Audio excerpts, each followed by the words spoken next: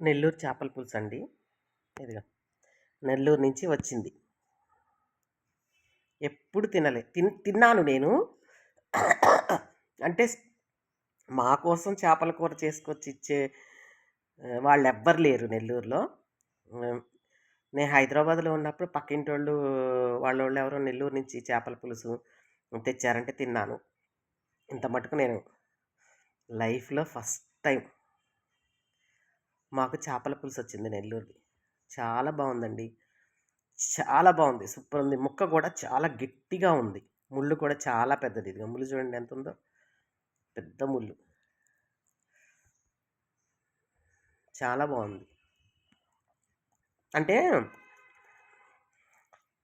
విజయవాడోళ్ళు ఒకలా చేస్తారు. నెల్లూరోళ్ళు ఒకలా చేస్తారు చేపల పులుసు.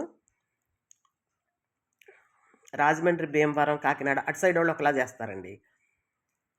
వీళ్ళు మామిడికాయ ఏసి చేశారు. మేము మామిడికాయ ఏసి చేస్తాం. కాతే దీంట్లో అంటే ఆవాలు, మెంతులు, జీలకర్ర వేస్తారండి. మేమెయ్యం. విజయవాడ వాళ్ళు వెయ్యం.